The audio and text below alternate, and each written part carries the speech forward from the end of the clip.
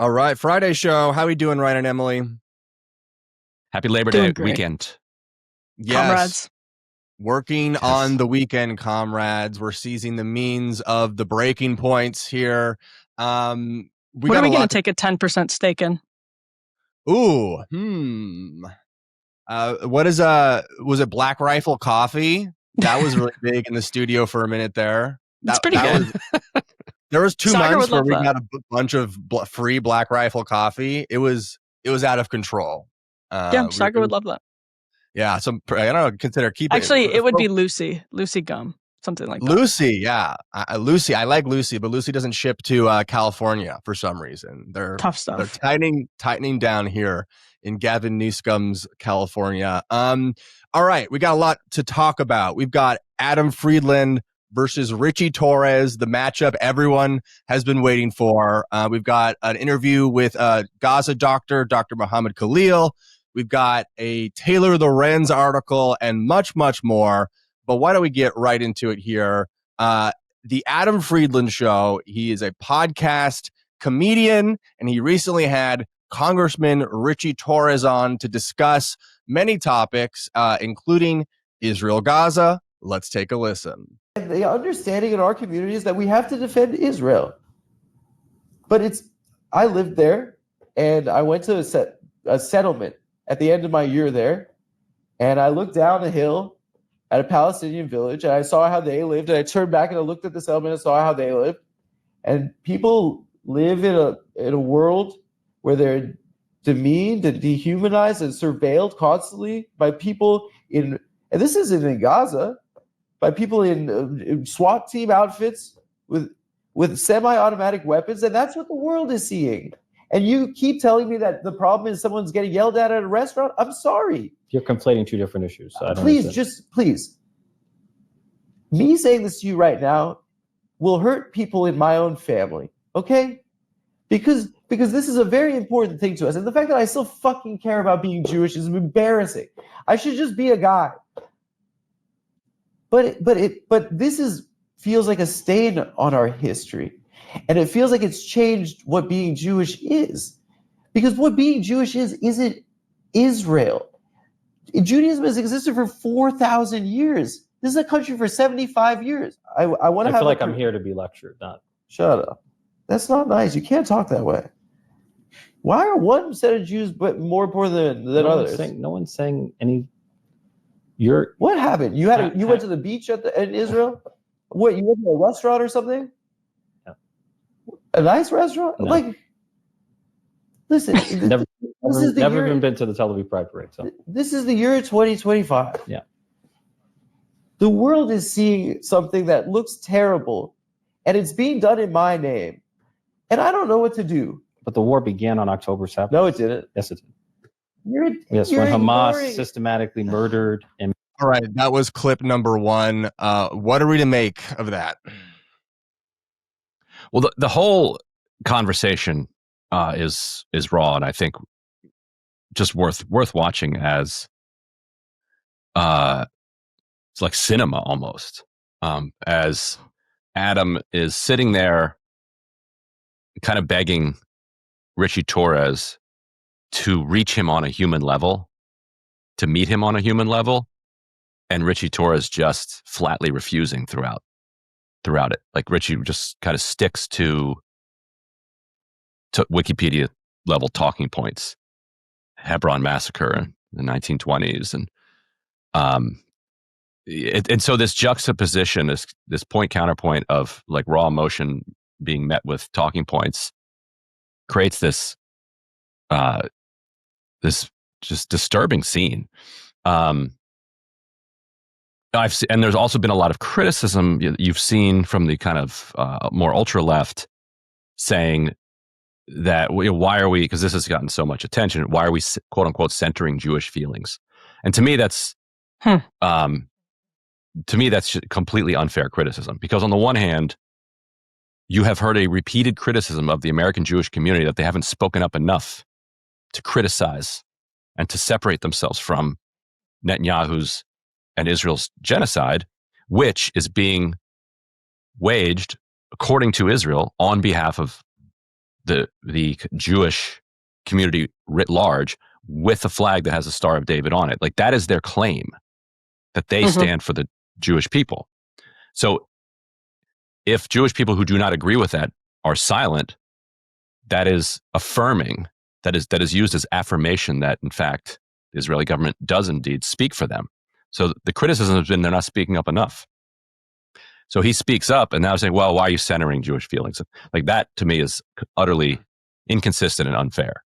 Like, in fact, if a country is waging a genocide and saying that they're doing it in your name, it's not just appropriate for you to speak up about it. It's morally imperative for you to speak up about it, because if you don't, then it's a silent acknowledgement that that's true. They are doing that. And meanwhile, like, Ritchie Torres kind of jokingly adopted George Santos's claim in this interview that he's Jewish. Yep. He was kind of serious. Two gay Latino New Yorkers who are both Jewish. So the questions of identity are kind of shot through this, like, and yeah, we can, if you want to put up this capo tweet, like, to some defenders of Israel, Ritchie Torres really is the more Jewish. Like, your ideas around your approach to Israel, your thoughts as it relates to this genocide, determine whether or not you are Jewish in the eyes of some people. I just want to say very quickly. I can't read this. You want to read that, Griffin? I just want to say real quick. I'll go for it.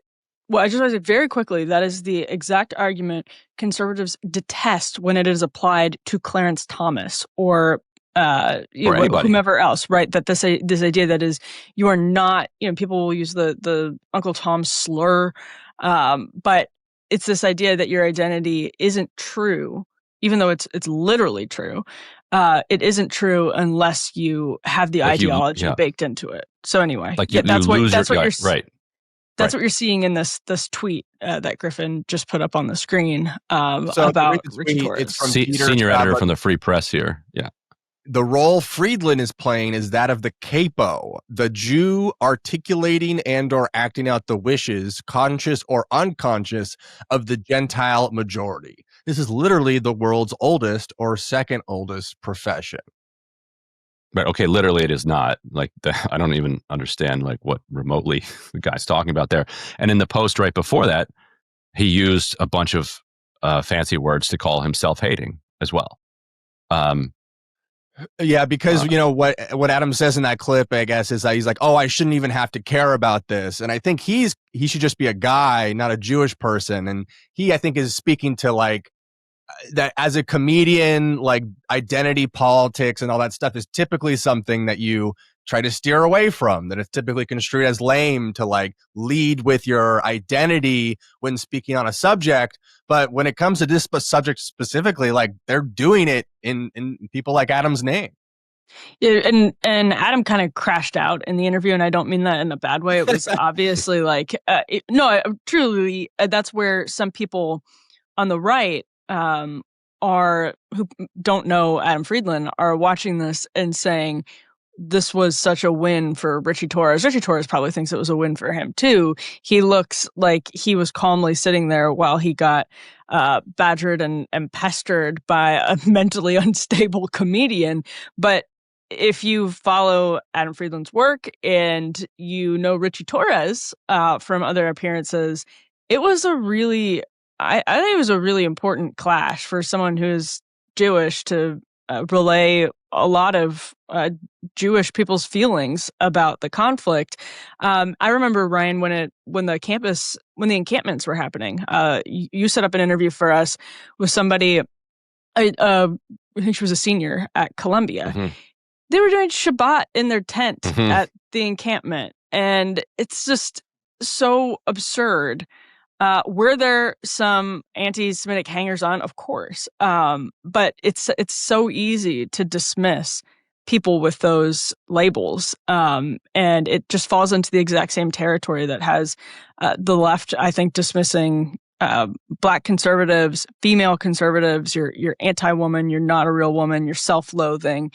it's the same thing. And I'm saying that just in the context of, we're using an example from the Free Press that would editorialize against all of those uses, all of those applications of identity litmus tests.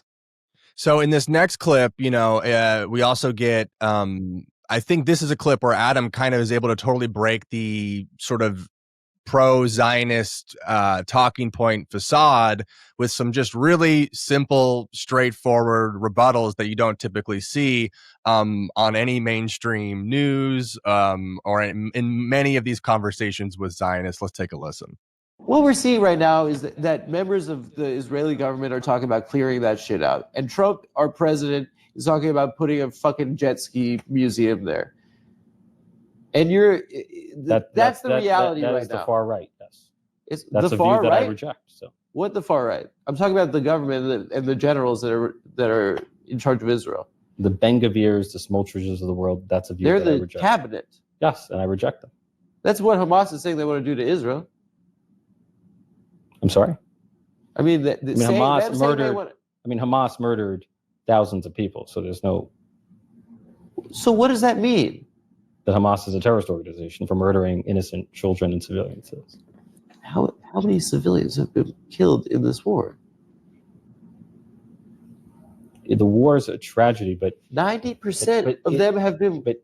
90% of them have been civilians. They've killed journalists. They've killed journalists. People have been killed in a war. It's been a tragedy. They've killed people waiting for aid. But you're suggesting that it is the policy of the Israeli government to murder civilians, and that is a notion that I reject. You gotta listen, man. You gotta be like a human being about this. People who are dying in the war, which to me is a tragedy, because war is a tragedy. Do you feel in your heart that this is what you're saying is right? If you remove Hamas... You don't actually think that. I told you what I believe. Don't tell me what I believe. I've told you what I believe. Why would you believe that? Because there are people who see the world differently. I know it's a shock to you. Why would you believe that? I feel like Adam's almost success, but simultaneously fatal mistake is assuming Ritchie Torres is a human and trying to relate to him on a human level when that was just never going to work out. But maybe that contrast and attempt... But that's the tragedy too. Ritchie Torres is a human. Netanyahu is. Humans are capable of horrific evil, and that's something we always have to remember. Because if we forget that, then we'll set back and be a little bit too comfortable, and then all of a sudden, these humans are doing these all too human things. I think we're a little bit too kind to our idea of humanity. Humanity is capable of deep evil. Totally. Yeah. But Friedland is the unique figure in the way that he engages with guests, and let's pregnant pauses sit, says things bluntly. Male Ziwa. Yeah. You heard it here first. Is that what it is? No. No, we Griffin have argued about this off air. Z-Way's thing was all just about being awkward, and usually awkward with her friends, and she rarely did contentious stuff with strangers. George Santos was pretty good. But yeah. But whole exchange thing. Go ahead. Well, no, I was just gonna say, this maybe 20 years ago, you would have seen something uncomfortable like this on the Daily Show, maybe, or in a print interview in a zine. But this is really new that we see confrontations like this, I think, playing out, which is a good thing. I'm glad that we are able to watch Friedland versus Torres. I think it was actually instructive. And the whole thing is just completely crazy, because anybody watching it is watching him define what a terrorist organization is as somebody who has quote unquote murdered thousands of people. Which again, whatever. And then I think the entire audience is wait a minute, that's your definition of a terrorist organization? Somebody who's killed thousands of people? By the way, Hamas on October 7th killed hundreds of civilians. Anybody would call that terrorism. To kill hundreds of civilians is terrorism. But what is it then to kill tens of thousands or hundreds of thousands of civilians and to displace 2 million? and to send suicide robots through Gaza City to blow up entire populated blocks. And so it just can't withstand the barest amount of scrutiny. And that's why we don't get a lot of Democrats to come on our show for that very thing right there. Well, I think it's actually more we don't try that much. Right? Okay, Brian. I think we could get more. In my inbox. Well, so you try harder. but this is what, like, the interviews are often so boring. The Slotkin one is good. If we can get more centrists, that'd be good. But like, I mean, we've tried Buttigieg, Newsom. We've tried every single person that will go on Brian Tyler Cohen or Pod Save, but will not come on here. Oh, they won't come on? That's very interesting. Obvious reason why. Well, I think we should start making that public and like shame them. This is the Ritchie, public side, baby. I don't think Ritchie Torres expected to have that interview go any other way. I think he's pretty happy with how it went. And because he's getting support from people that we just like. I actually saw a lot of people on the right. It was sort of like an Inkblot experience who definitely don't know the Friedland shtick, jumping in and being like, Ritchie Torres looked pretty good in this exchange or whatever, seeing it as an L for Friedland. And I think Torres is media savvy enough that he knows that. And there are a lot of Democrats who are media savvy enough that they know it's good to go back and forth with new media podcasts. Now, not a lot of Democrats. There's an increasing number of Democrats who want that. You know, they know people disagree with them, and they want it. So we'll see. Well, speaking of media savvy Democrats, that leads us nicely to our next story here. From our friend from this week, Taylor Lorenz, came out with an article in Wired. She was really hiding the big story from us. We were talking about cell phone bans earlier this week, but she came out with an article here in Wired. A dark money group is secretly funding high-profile Democratic influencers. An initiative aimed at boosting Democrats online offers influencers up to $8,000 a month to push the party line. All they have to do is keep it secret and agree to restrictions on their content. It goes through a list of people who are doing it. It's a real who's who. It's people like David Pakman, Brian Tyler Cohen, more youth DNC influencers like Olivia Juliana. And there's been a lot of pushback, a lot of response videos. And where are we right now in this drama, Ryan? Well, now you're in the, as is common with a Taylor Lorenz article, you're about in your fourth or fifth phase. It's every single time. So basically, what a lot of the people involved say is Brian Tyler Cohen and some others, like, it's not secret. We've done videos about it. Chorus has a website. You can apply for a Chorus. Basically, what this is Democratic adjacent, and I think the DNC actually took over Chorus. The Kamala Harris campaign took over Chorus during the presidential campaign, and there's now some actual internally, I've heard there's some struggle over it, like different party factions like want to have the relationships with these different creators. And so there's a couple different things going on. One would be, regular stipends to people to say certain things or to not say other things. The other would be stipends for training to lift people up so that they can be independent content creators. But what does that mean? Like, oh, here's how to make a thumbnail. Here's how to no. But this is not dumb. Like, this is what the right has done. That it takes time to build up your audience and to build up the skills so that you're self-sustaining as an independent creator. Like that, anybody who's tried to do it from scratch will tell you that. Like, you're not paying rent. I mean, how are you gonna pay rent like on day one with 0 followers? Well, you don't. You have it's a side job till it's a full job, like it is with everyone else at the creating independent media. And so what Brian Tyler Cohen and others went, and they basically went to these very rich people and said, why don't you fund this network that will then seed people and help get them off the ground? The people that are doing the funding obviously then are going to fund people that they think are going to be beneficial to what they want. And that's where the corruption comes in. But go ahead.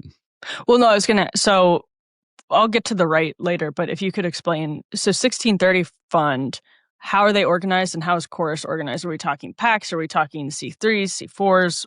What's going on? 1630 Fund's a dark money group. So you don't know, you know some of the donors who've been public in the past. It's an enormous dark money organization that is linked directly to the Democratic Party. But it does not have to disclose its payments because that's what a dark money group is. And so 1630 Fund is funding Chorus. And so that's where the dark money connection comes from. So the argument that some of these creators are making is this has all been public. We have said we need to create a partisan network of creators, like Democratic partisans, basically. Yeah, we got David Pakman here. Let's take a listen to him for a sec. It's for years I've been saying the left needs to organize independent media in the way that But all of these words are insane. The left needs to fund independent creators the way that the right does. The right has won even arguably presidential elections because they're organized with regard to online and independent media. They're killing us. We've been so behind. And this kind of support for creators is exactly what I've been advocating for. But what is and keep going back to this question, what is the support? Because I don't think that $8,000 a month, I think. Yeah. No. I get the money. I get that part. But I'm talking about they had trainings. Right. But the trainings, I'm I don't buy that some random Democrat company knows how to do a YouTube thumbnail or knows how to do. Well, they would hire they'd hire other content creators. Well, to me, it seems more about, my guess is that the majority of the trainings that happen here are messaging, are here's what we talk about. Here's how we like to talk about it. We want to push democracy. We want to support the Democratic Party. We don't want to be divisive. We don't want to create firing squads, circular I firing don't know. squads. As Chomsky always says, you don't need the genius of there's this famous interview that Glenn likes to play. Yeah. Where we played it for Don Lemon. Yeah, we played it for Don Lemon. Yeah. Where this hack is telling Chomsky, you think that I have this job because I've agreed to say certain things and because I've been trained to say certain things? And Chomsky says, no, of course not. But you have this job because they know you're going to say these things. And the things are obvious. To me, you don't need to be trained in what Democratic Party talking points are. Everybody knows them. Let's see if Olivia Giuliana has a response yet. I was going to say, I'm checking her Twitter feed, but go ahead. Here, but Emily, you go first. I have it literally pulled up, but I mean, I always have a bookmarked, of course, Olivia Giuliana's Twitter feed, but it's Google alerts in the Wired story. The line is, creators in the program are not allowed to use any funds or resources that they receive as part of the program to make content that supports or opposes any political candidate or campaign without express authorization from Chorus in advance and in writing per the contract. So one of the functions here might be a little catch and kill action. You're not going to get involved in a primary. You're not going to get involved with Mamdani. In fact, you actually might not be able to talk about Mamdani if you're on the streaming equipment that you bought with part of your $8,000 a month, or you're using your StreamYard subscription that you bought with part of your $8,000 a month, because even though everybody's talking about Zohran Mamdani, you could run afoul of that. And Wired has a pretty hefty update correction on the article, as is customary to the point Ryan was making, but that is not among them. That there's nothing has been corrected to that point yet, and so I think that's a sort of crucial bit of information. Yeah, exactly. Yeah. It's not they're not teaching you how to make YouTube thumbnails. That's my whole point. They're teaching. I bet they are. I mean, okay, maybe, but how much of that is? I don't know. It seems like they probably don't know how to do most of that. I work in a lot of media companies where corporations want to start a successful YouTube channel. They have no idea the space or the platform or the mechanics of in the way that someone who's just grinding on their own, doing it every day, analyzing the space. Same with TikTok as well. So yeah, it leads me to believe that the majority of this is closer to what Emily just described. But the way that corruption generally works is it's much more subtle than that. That point is key. Like, okay, like they're making it very clear. Like, if it wasn't clear already, we are the Democratic Party. You're gonna get money from us, and you're gonna do things that make the Democratic Party happy. Now, there's a couple creators in this list that they pointed to since who have been critical of Gaza, but that just means that they accept some people that go through the training and then continue to be critical of the Democratic Party's platform towards Gaza. Corruption doesn't mean that it influences every single person. Like, some people take AIPAC money and vote against AIPAC. Like, it happens. But the idea is that you tilt the scales enough that some are going to get away. But and it's not just the $8,000 a month, and it's not just the amount that you spend and what you can spend making videos. It's future.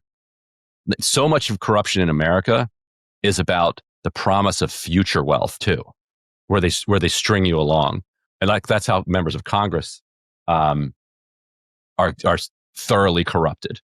That they know that if they do the right thing while they're in office, once they leave office, they're going to be very, very rich people. There's a great documentary on HBO called The Swamp. That it's actually like AOC's in it. At the time, the woman from California, I forget her name. Is in it. Katie Hill. Katie Hill. Yep. Matt Gaetz and Thomas Massie. And Thomas Massie at one point walks out of the RNC, stands in the middle of First Street, and he's literally straddling Capitol Hill Club and RNC and RCC. And he's like, this is the actual architecture, the physical construction of Washington, that when you walk out of the party headquarters, you are walking right past the fundraising bar, essentially. And that is, I feel like the proximity is so powerful. Yeah. I mean, my last thought is when I see a lot of the creators on this list, I've always thought, man, I hope they're getting paid for this. Totally. Right. I mean, yes. Because it's like, so pathetic. It's like you're doing the stanky leg at the DNC. I hope you're getting paid for that. Like, do you think Chorus is telling Brian Tyler Cohen to unbutton his shirt more and more? Like, is that the training they're giving? Well, Brian, like he helped create Chorus. Like, that's the weird part about this. He is a hardcore partisan Democrat, right? Yeah. Like, nobody needs to tell him to be a hardcore partisan Democrat. That's what he is. Right. And so he's trying to build a network of hardcore partisan Democrats and get Democrats to fund it. Right. It's like, and it's happening out mostly in the open. It's cool that she got some of these contracts and stuff.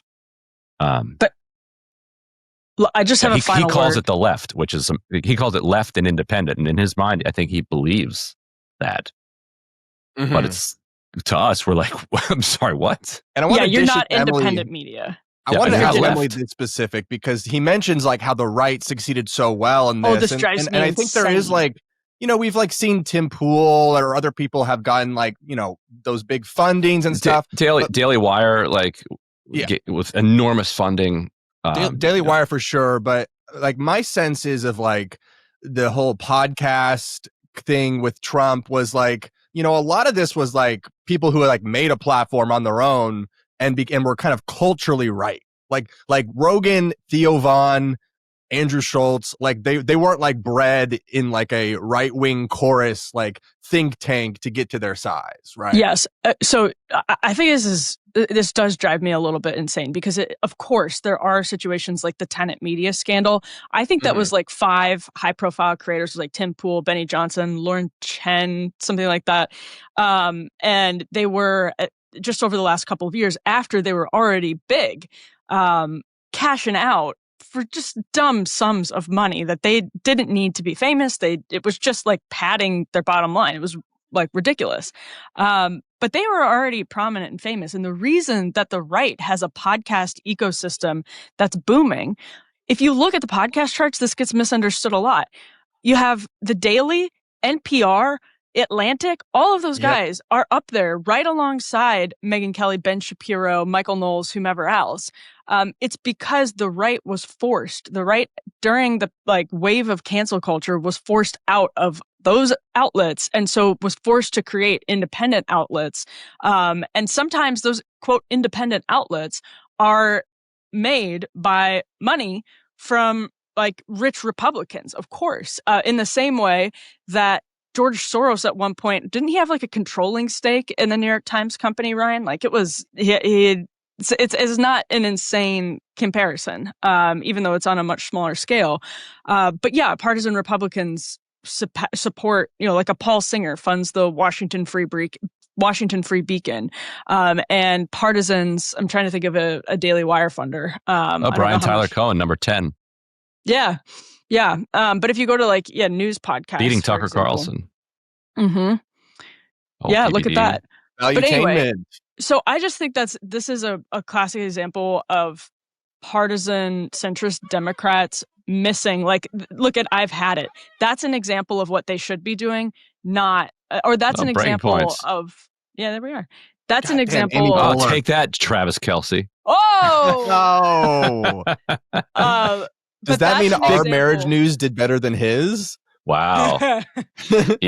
But Tim Pool and I've had it. Those are examples of podcasts that actually are going to be more powerful. I'm not saying that it's strategically dumb for Dems to fund this vast network, but what they actually are looking for is people like Kyle, for example, who's very successful. They just don't consider Kyle a W for Democrats, and they shouldn't.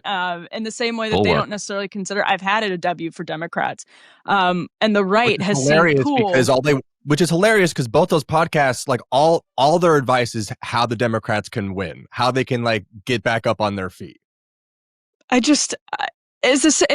Republicans just see Pool and Benny as ours, but also as W's because they understand they're moving the needle. But these were people who were forced out of the quote mainstream for various reasons, some good, some bad, and that's what happened. It wasn't this puppet master. There are puppet masters, but that wasn't the fuel for what happened on the right. Gotcha. Okay.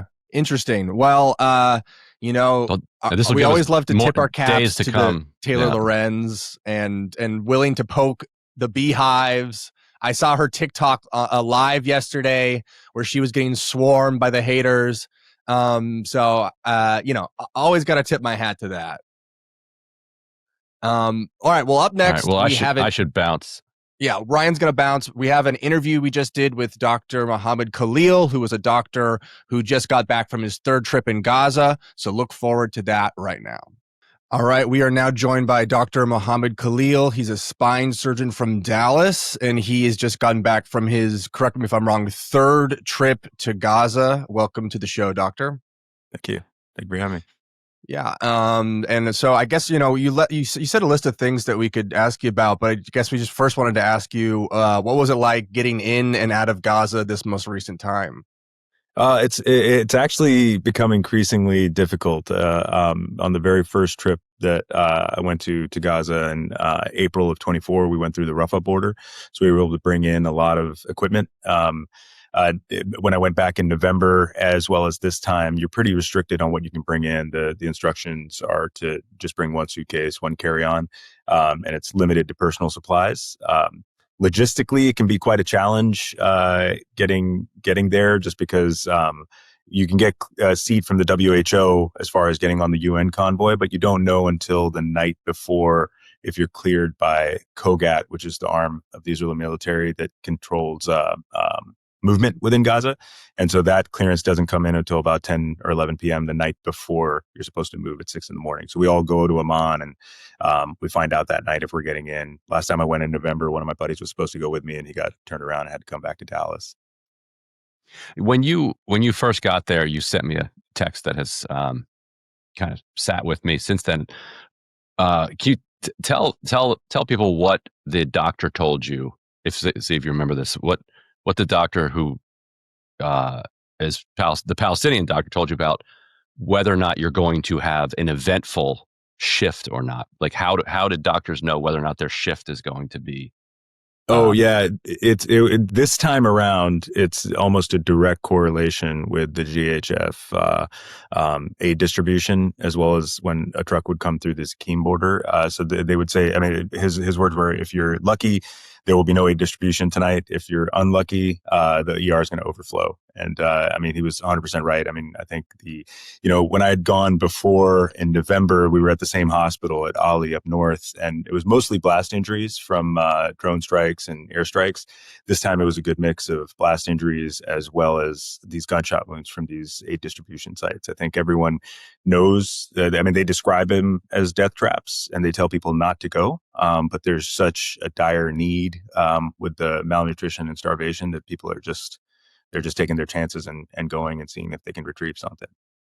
Yeah. So I just want to sit with that for 1 second. So like here in the United States, if it's Friday or Saturday or like New Year's Eve or something, you tell me, like the ERs know to brace themselves. Like there are going to be more people in here, or maybe it's like New Orleans for the Super Bowl or something. Like it's probably going to be a busier night than a typical night. In Gaza now, if there is an aid distribution site open for a few hours, the ERs brace themselves every 100%. single time. And did that bear out? Like in your case, if the aid distribution site was open, was his forecast correct? Like, did you then get overwhelmed? Yeah. Exactly. That happened every time. And the thing is that they're already overwhelmed. Because, one example is Shifa Hospital that was destroyed when I was there on the prior visit in November. And since then, they've been able to get the ER back up and running to some degree. And they have, 200 semi-functioning beds. And when I say beds, I mean, these are stretchers with no mat on them. Like we actually, after operating on a patient, would put them back on a hard, plastic or metal stretcher with no mattress. And but in those beds, they had over 600 patients. So they're running at 250, 300% capacity. So when these ERs would fill up, these are patients laid on the floor, getting chest tubes put in, getting procedures done. And so, every time there was an aid distribution, you'd have so many patients on the floor. We would literally have to be walking over patients, walking through the ER. Emily, you're muted. Go ahead. Having done multiple trips at this point, what difference did you notice when it comes to famine and hunger? Can you share your experience in treating patients and whether or not you saw an increase in people suffering from malnutrition and starvation? Yeah, certainly. It takes a lot of calories to heal injuries and to heal wounds. And so this time around, the amount of people that were just visibly malnourished with very skinny arms and legs, like visible ribs, was very apparent. And you knew that a number of these injuries were going to end up infected, and they would end up infected very quickly. Like patients that we operated on at the beginning of the trip were coming back for washouts within a week or so. And it's just usually you don't see infections develop that quickly because the body tries to fight off infection. So there's a remarkable level of malnutrition even among the people that we're working with.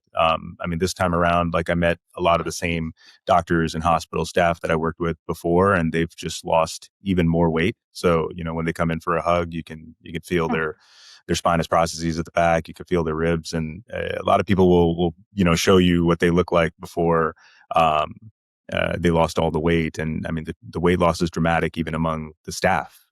Even like one of the last cases that we actually did, it's outside of orthopedics. It was actually our anesthesia, one of the anesthesia techs, sweetest lady, always smiling. The day before we left Ali Hospital, I went down to the OR and she was very somber. And I walked into the room and the neurosurgeon was operating on her husband, who had been shot at an aid distribution site. Like her husband was also an anesthesia tech at Kamal Adwan Hospital, did not leave when a patient was in the OR, was kidnapped for 7 months in Israeli prison. She didn't know where he was. And then he showed up one day. So she was happy to have him back. But then he went to an aid distribution and got shot in the head. So, even the staff that we're working with are suffering the same starvation that the people are.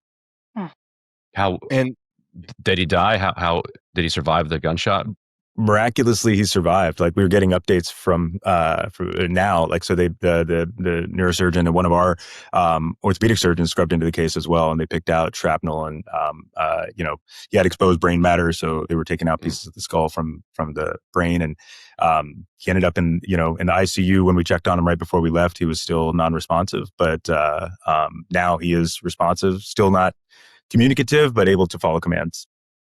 What about your own safety? We've been covering a lot this week. The double tap strike at the Al Nasir hospital that took out, medics and journalists. Some reports are now saying it may have been a triple or even quadruple tap. BBC found a quadruple. Yeah, 2 tanks. And it just keeps going up. So how did you feel about your own safety? And I guess sort of a part 2 of this question is, you come on shows like ours after these experiences to share them.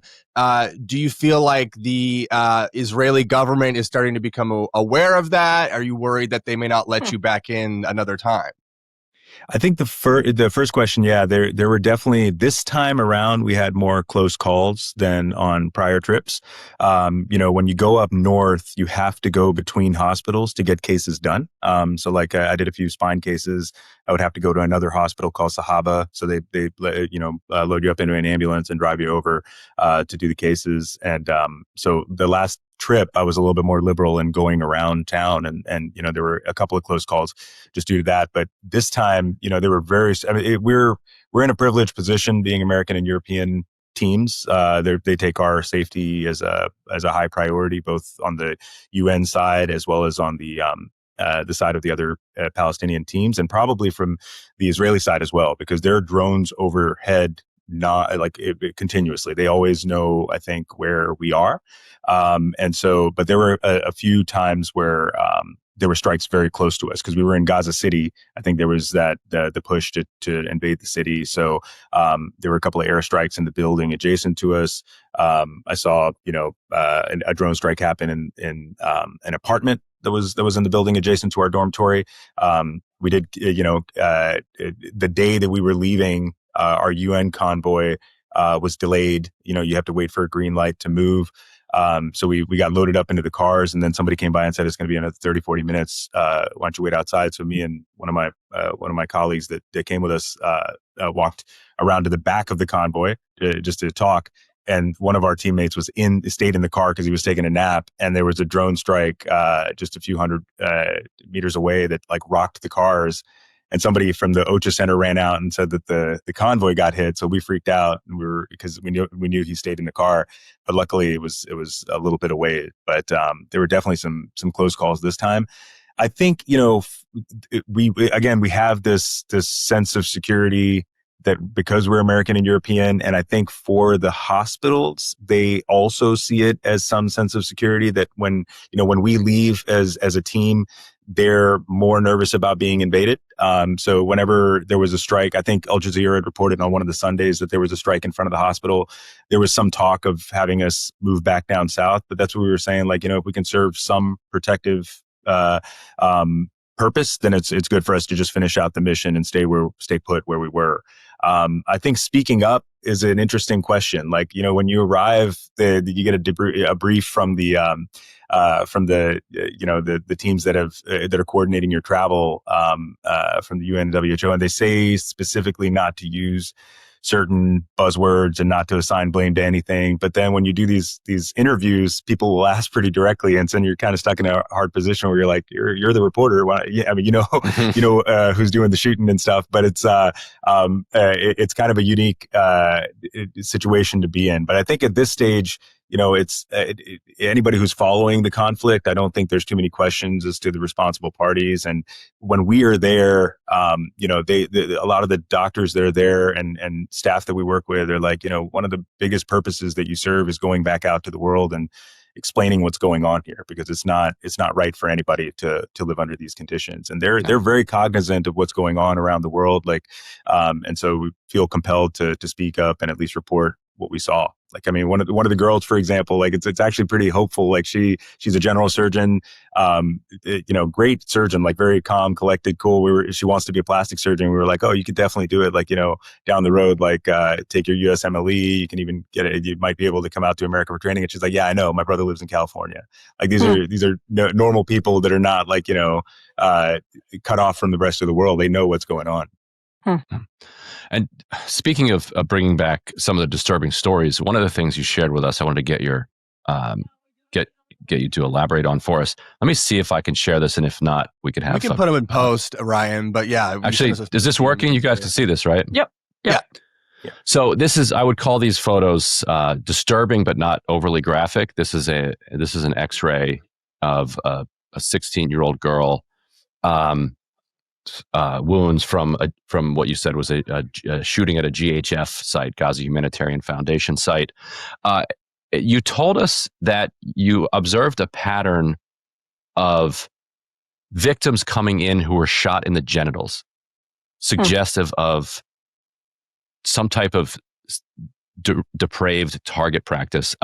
So this is one. We can talk about this in a moment. This is a 12-year-old boy who is being operated on. Can you talk a little bit about what kind of injuries you were seeing this time from the GHF site? Yeah, so I mean, a lot of the, it's a mix of blast injuries and gunshot wounds, and I think for the gunshot wounds in particular, that's there is this feeling that there's target practice being done, because they'll come in waves. So in the course of 2 days, we had 3 patients with gunshot wounds to the scrotum that had to have an orchiectomy or a testicle removed. And so we were talking to the urologist, and he was like, it just happens periodically where you'll get a wave of these shots right to the testicle. There'll be waves of shots right to the head. I think there is the suggestion is that these kids are being used for target practice. I think there's, there is some concept of just spraying into the crowd with gunshots. And so that can be a little bit random, but when it comes in waves like that, the physicians there they suspect that this is targeted, because these are sniper. And that's what I just showed there, right? Yeah. For the 12-year-old the thing boy. is, exactly. And these bullets are large caliber bullets. And so, I mean, it's, coming from a sniper rifle, like it does quite a bit of damage. One of the spines that I operated on was like a sniper shot that, the bullet is huge, and it just does an immense amount of damage.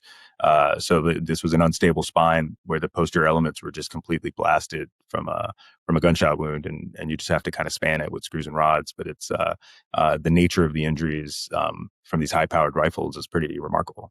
So it looked like sniper fire? Yeah. I mean, I think with the large caliber bullet, that's the suspicion, is that it's coming from a sniper rifle. And you also showed us this miraculous one here, which I'll put up, where you said this was shrapnel that came. This was a spine surgeon before you did this one, you said. Can you describe this one here? Exactly. So one of the neurosurgeons at the hospital, like he had done this case a few weeks prior, actually. And this was a piece of shrapnel that had entered the skull and traveled through the foramen magnum and lodged itself in the cervical spine. So he first operated on the patient for a head bleed, and then came back a couple of days later and retrieved this piece of shrapnel from the cervical spine.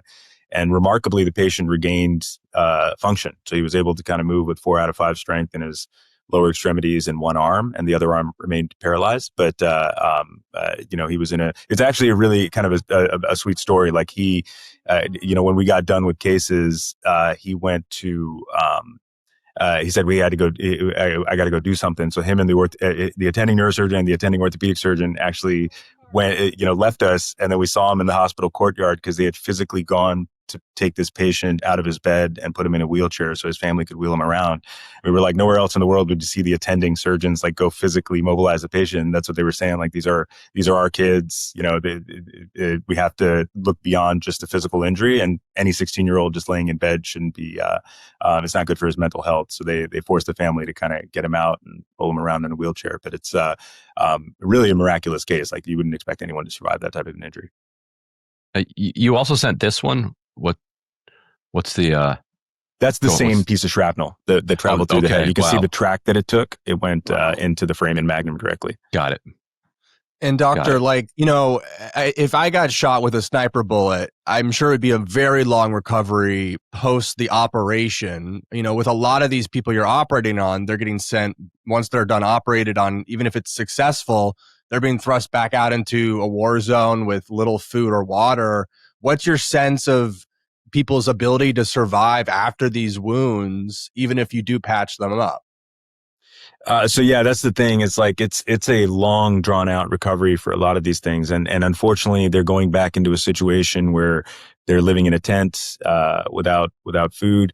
There are extended hospital stays for some patients who just really need it, and they're trying right now in the healthcare system to develop this Wafa hospital is a rehab hospital that they're trying to convert into more of a longer term stay for people to recover, but it's not online yet. It was actually damaged in a strike before, and so they're trying to get it back online to be able to provide some long term care. But a lot of these patients, they just go back out and they have to figure it out on their own. I mean, even some of the fractures that come in like as fresh fractures, normally they would get admitted here in the US or in the West. They're just getting a splint put on and being sent back home to follow up again when we can fit them on the OR schedule. But the inflow of traumatic injuries just makes it to where some of these patients are waiting for months with an injury that never gets treated. Well, Dr. Khaleel, we really appreciate the work you're doing, and also appreciate you filling us in here. I hope your re-entry is as smooth as possible. Have you heard anything from your colleagues that are still there that they want to share as a final word? Yeah, I mean, I think that's there's been a number of that have been denied. I think the denial rate is getting up to 50-60% likely, and so I think going in, like Israel going telling in. them no. And what are they getting denied for? Like, are they bringing Band-Aids, or what are they getting denied for? There's no explanation. So a lot of times, you get denied before you even get to the border. If you get denied at the border, it's because of bringing in something, or they say you have something that might be dual use, like an ultrasound. To do fast exams in the ER or to check for bleeds in the ER. Most of the time, the denials are before you get to the border, before you even get on the UN convoy, and there's no explanation. So there is some suspicion that some of it may be doing interviews and reporting on what was seen. I wish, journalists like yourselves could enter Gaza. I think once you go there, it's hard to describe in words the camaraderie that you get from the people that are working on the ground there, these other healthcare professionals. But it's, I think at this point, everyone is pretty committed to speaking up, because a lot of the doctors there kind of see it, the physicians, hospital staff, talking to them, they almost see it as an end game at this point. They're when we talked about Gaza City being invaded, I directly asked some people, do you think it's going to get invaded? And one of the guys was like, it's unlikely, because why would Israel accept more personnel losses to take over something that's already this destroyed? But and yet they seem to be doing it anyway. Exactly. And for a lot of those docs, that's we always ask, what can we do when we go back? And it's always the same answer, just don't forget us and tell the world what's happening here. All right. Okay. Well, thank you very much, Doctor, for your time here today, your time in the past telling our audience about this. And we wish you and the medical community luck as they try to do what they can out there. Thank you so much. Well, thanks everyone for joining us this Friday. We have a great second half of the show coming up. If you want to see that, it's breakingpoints.com to get a premium subscription. We love having those paywalled conversations with our premium subscribers on Friday, because we get to do a lot of back and forth question and answers and cover more important stories. So, for example, today we'll be covering Jake Sullivan's interview with Tim Miller on the Bulwark podcast. We'll be covering absolutely hilarious, mega viral clip, also from PodSave, about this is a perfect abundance discourse clip about a LA city councilwoman and affordable housing. And Griffin, the last story we're going to cover, I'm having a Rick Perry moment, and I'm trying to draw out this outro until I remember what the last story is. I'm gonna force it. Gavin coin. That's right, Gavin coin. That's why I forgot it, because it's so ridiculous. But no, truly, he's threatening to launch a meme coin. And speaking of investing, folks, invest in Breaking Point so we don't have to take a big chorus deal. So you don't have to see Emily at the DNC doing a TikTok dance. Okay. We were at the DNC thanks to our premium subs, but we did not do TikTok dances. We did not dance. So if you want us to maintain our journalistic dancing integrity, breakingpoints.com. We've got $10 monthly memberships. And to all of our premium members, we'll see you in just a moment. Hey, if you like that video, hit the like button or leave a comment below. It really helps get the show to more people. And if you'd like to get the full show, ad-free, and in your inbox every morning, you can sign up at breakingpoints.com. That's right. Get the full show, help support the future of independent media at breakingpoints.com.